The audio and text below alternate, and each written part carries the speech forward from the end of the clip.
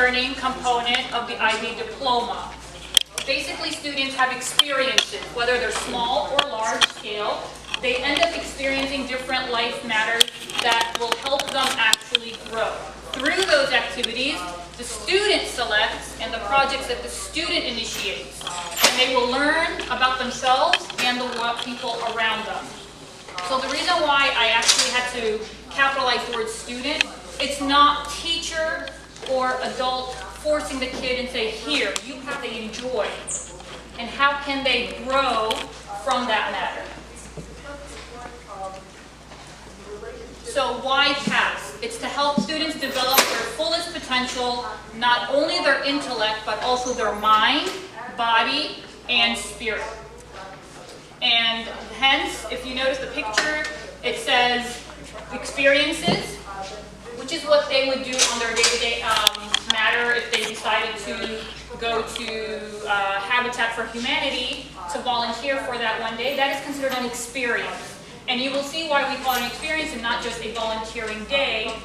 And basically, if you notice, they should have equal amounts of those three components within. They should be creative, they should also be active or service. Usually, if it's a small experience, it contains one or more. But when they conduct their major project that is actually required for IB, even if you're part of the National Honor Society or any other program that your school provides, and they have to conduct an actual project, they typically contain these 3 points. All right, so what are the aims of CAS? The student is to understand their own strengths and limitations. They are to set goals and devise strategies for personal growth. It is very important that personal growth.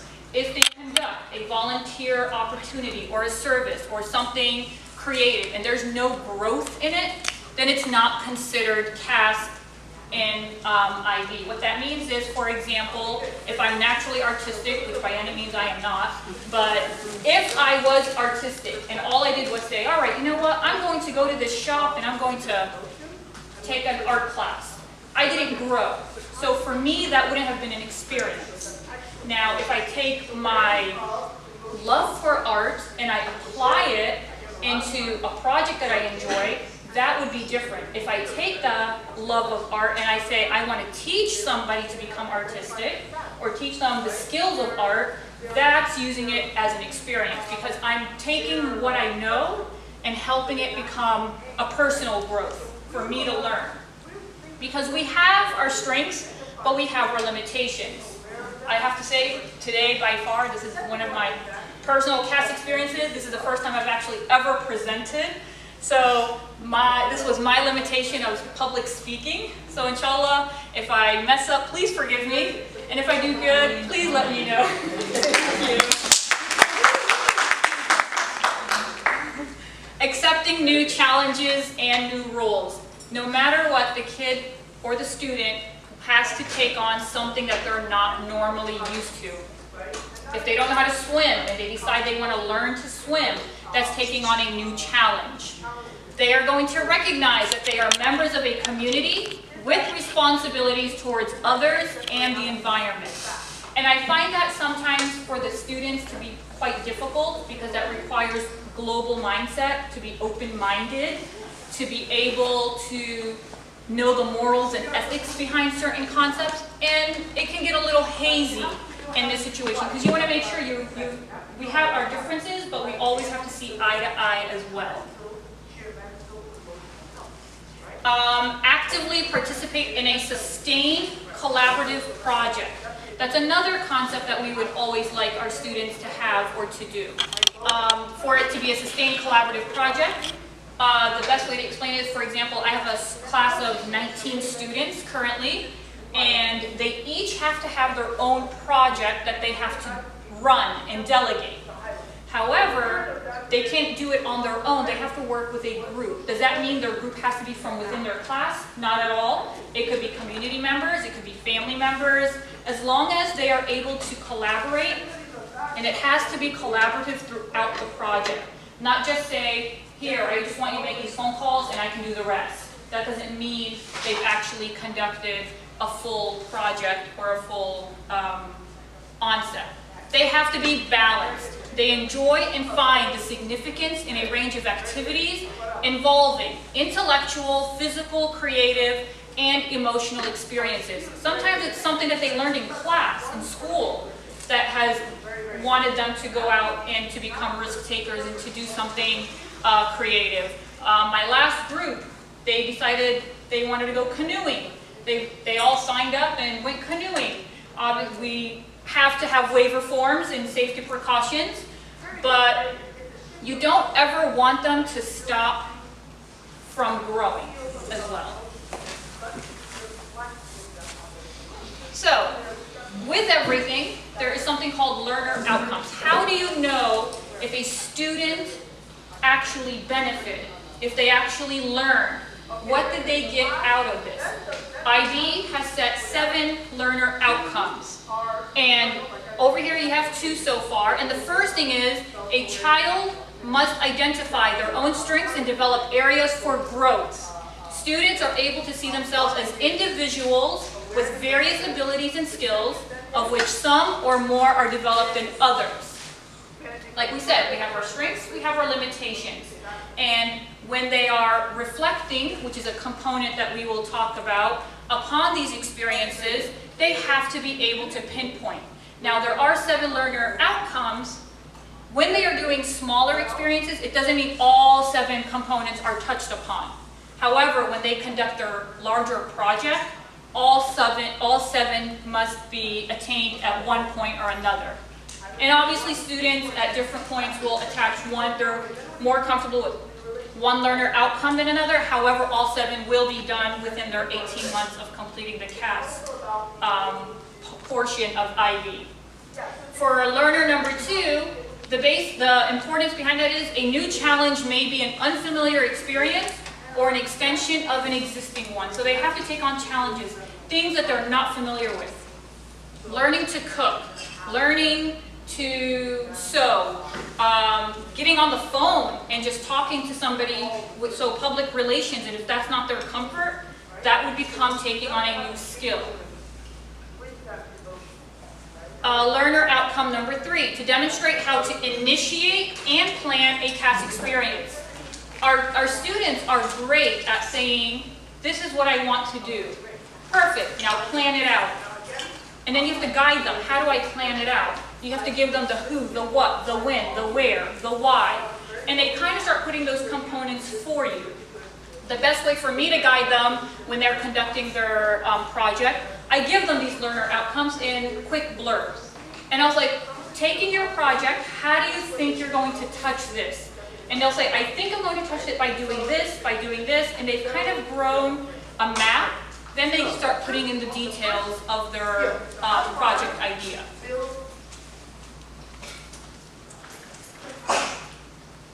Learner outcome number 4, they show commitment to and perseverance in their CAS experience. Students demonstrate regular involvement and active engagement in CAS.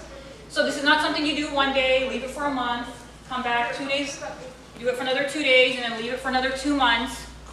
This has to be ongoing.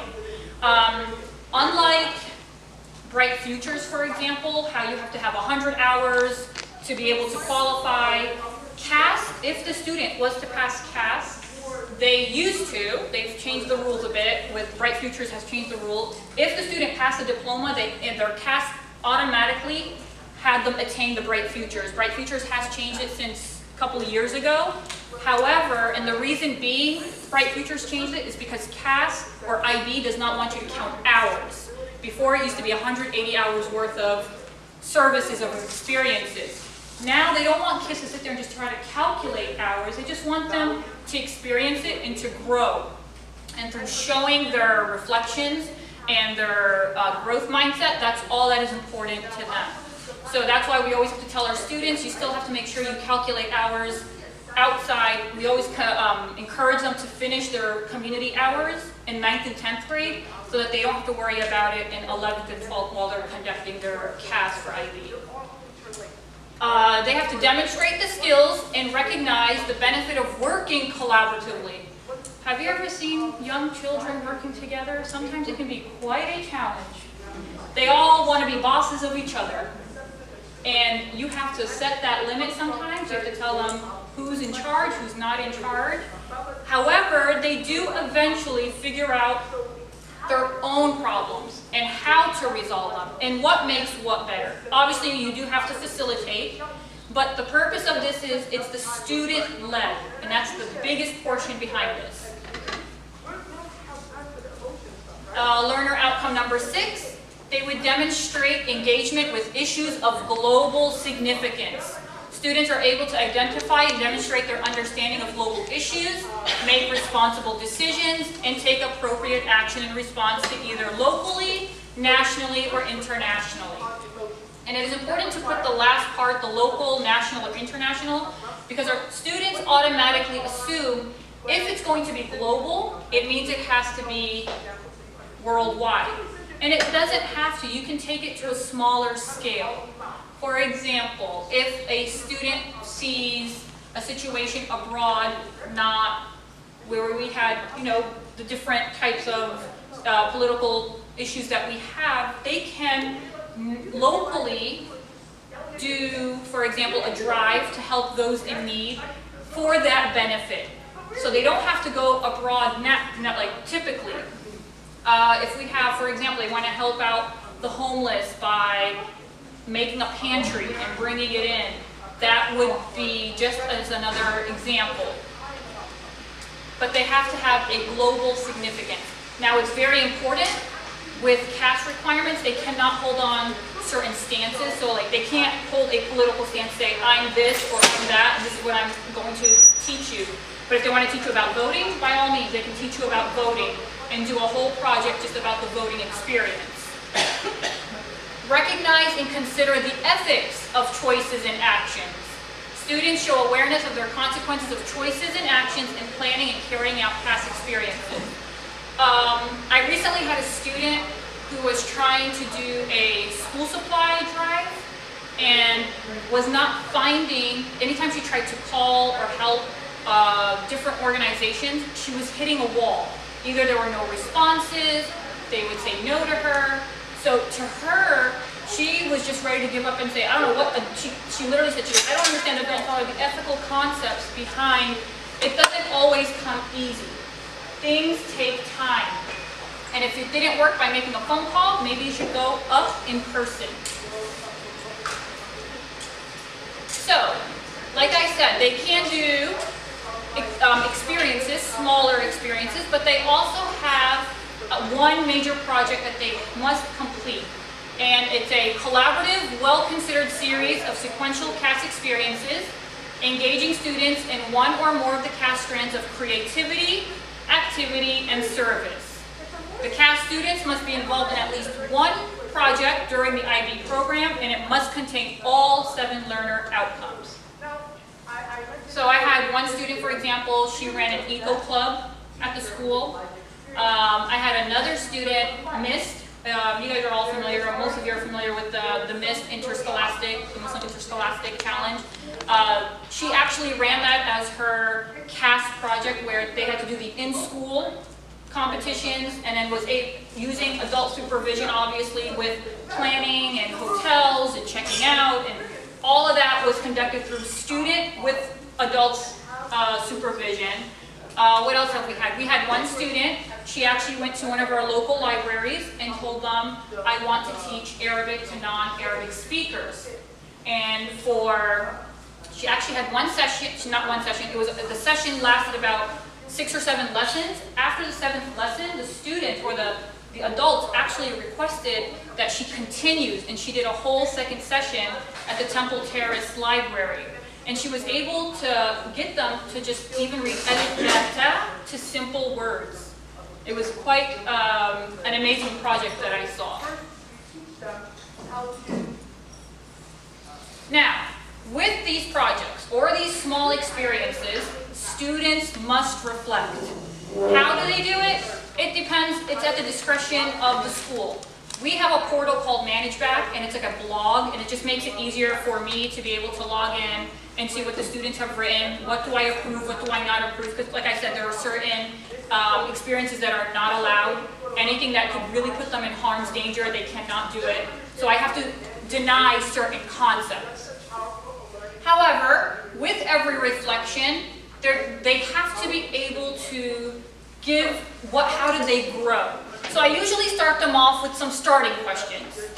What did I plan to do? What did I do? What were the outcomes for me? The team who I was working with and with others. So these are just some guiding questions that I give them so they can start with their reflection. And they always think, sister, do I have to write it down? Is it a journal? I was like, if you are a person that likes my dear diary, go for it. It's my dear diary. Some don't do that. Some don't like it. Some like to speak. So they could do blogs, videos, pictures. It's as long as they can show that they have grown in this aspect. I will start to give them more details on their reflections, and I notice that they can't give enough. And I keep telling them, you have to pretend I want to be able to live your experience. If I can live it, you've given the good details behind it. So I start telling them, how did I feel? What did I perceive? What did I think about this activity? What did the activity mean to me? What was the value? What did I learn? You may want to consider ethical aspects of the reflecting. Was it a service or was it not? How? How did this relationship help you? Now, keeping in mind, just like any other volunteering service, CAS or any form of community service can't be for the family. You can't be paid for it.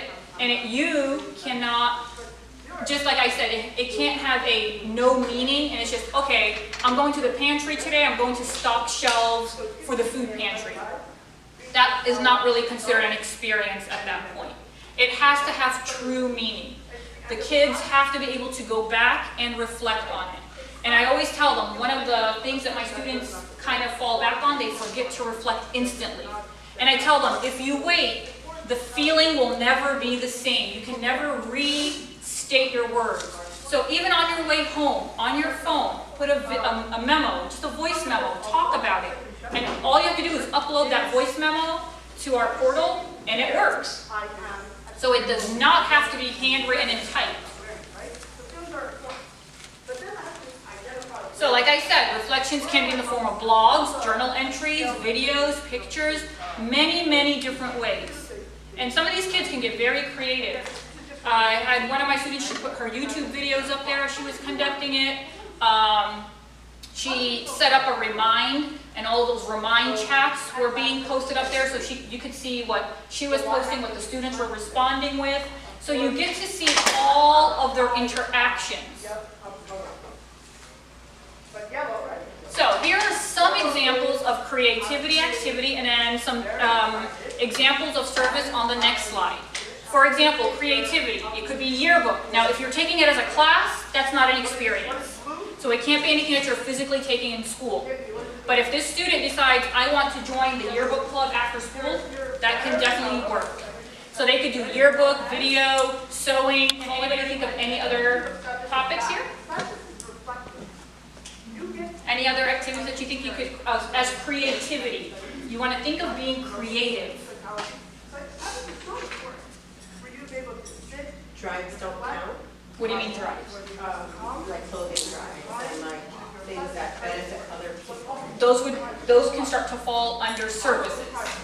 Now, if you say a drive, now you're looking at the project, and you can get the components of CAS all together. So depending on how you plan that drive, so like the boxes that you put together, that can fall under creativity because now you're correct. So it really how that all goes, and some things will fall under creativity, some things will fall under activity, and some will fall under service. And they have to hit all the categories. As long as for your project, as long as 1 or 2, but there's no way your project never hits a minimum of 2 ever. It doesn't. It just can't. Usually, I have one student who's planning. I actually had one student who planned a basketball tournament, for example. So that was activity, but he still had to make a flyer. He made T-shirts, So there goes creativity. And the service was he did it for the younger children, for the students, where he was teaching them techniques of shooting. So he was interacting with the young. So that was still considered a service. For activity, you have swimming, school sports, gardening, exercising, walkathon, biking, skateboarding. Gardening has been new for me. I've been gardening and I'm not really good at it yet. It's a learn in progress for me. I'm not sure how far I can get with this. This is definitely perseverance that I definitely need. Any other ideas for activities? Fishing. I think I had a student who did deep sea fishing at one point. Somebody does that in our community every once in a while. He enjoyed that. Correct. As long as they also state there has to be a waiver form, because what can possibly, you want to make sure that there's no liability issues in that sense. You have services, volunteering at hospitals, Habitat for Humanity. I'm sorry, somebody's hand? Yes, I just needed, if you can elaborate a little bit on the newspaper part, how does that work? Oh, like the news, like if you have a newsletter at your school, for example, and they can go around and do photography for it, write up the articles, just creativity, like students who are able to speak their mind, poems. If your school has a newsletter, for example, spotlights, so that can all fall under an activity. It could be an experience if the kid is just joining a club. The kid can make that their project if they actually run the whole newsletter. That could be the way to go with that. You're welcome. So, volunteering at hospitals, Habitat for Humanity, for example, the Boys and Girls Club, volunteering at your local library, being a part of school clubs. These are just all samples of services.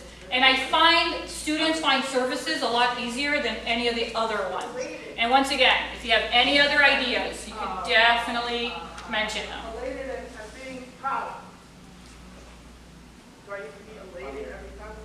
Yes? Just a question. So someone, let's say if a kid wanted to learn more about programming, and they organized the whole club, but they're not actually teaching.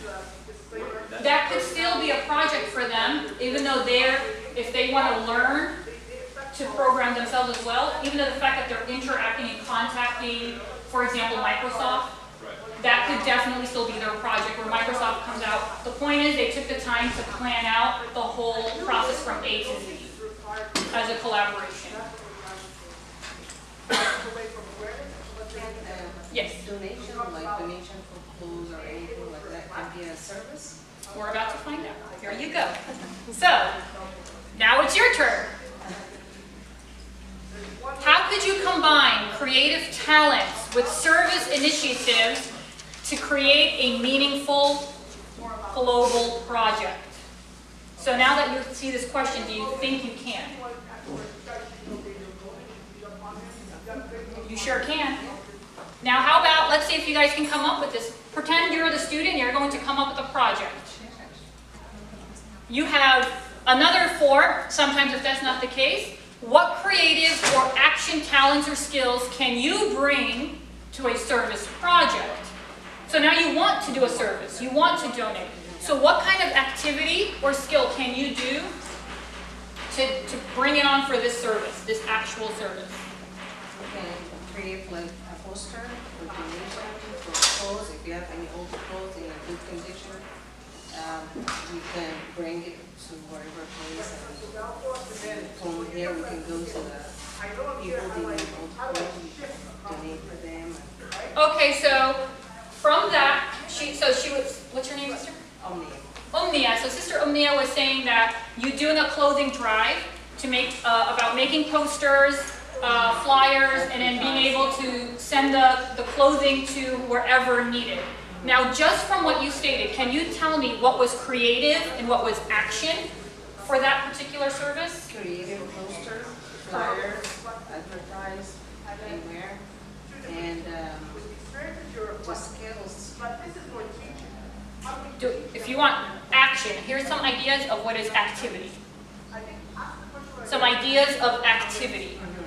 So what word did you mention that could fall under activity?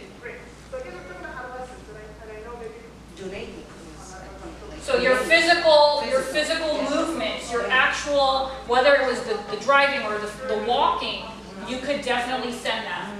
Can we get another brainstorm of another idea? Yes? This is actually an experience, and it falls along the lines. 2 years ago, myself and my team member, we were actually teaching the students about Helen Keller. And you know, everybody, Helen Keller was deaf and blind, and then we got into the Braille, how it teaches them how to read without actually reading the way we do.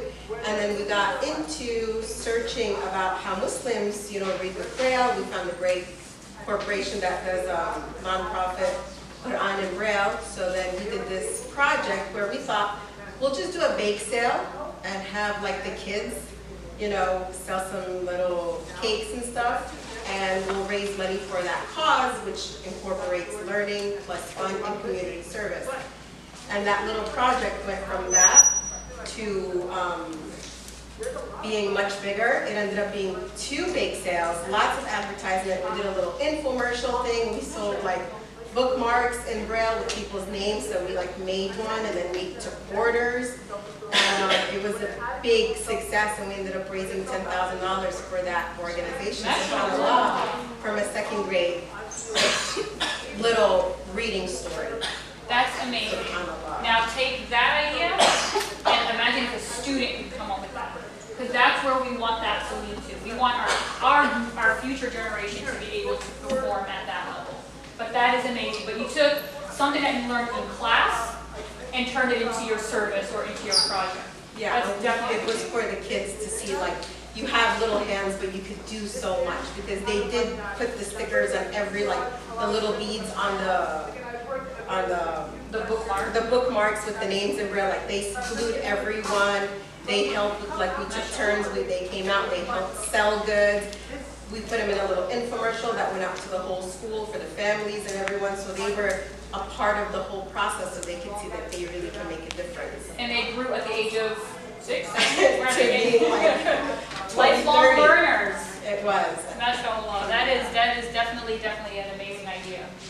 We need more of that, inshallah, for sure. Alhamdulillah. I think I'm done. Yes.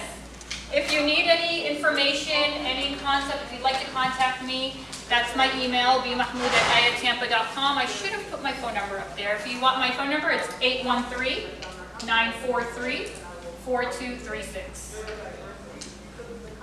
Jazakallah khair. And if you have any questions, please, and I have some time that you can ask.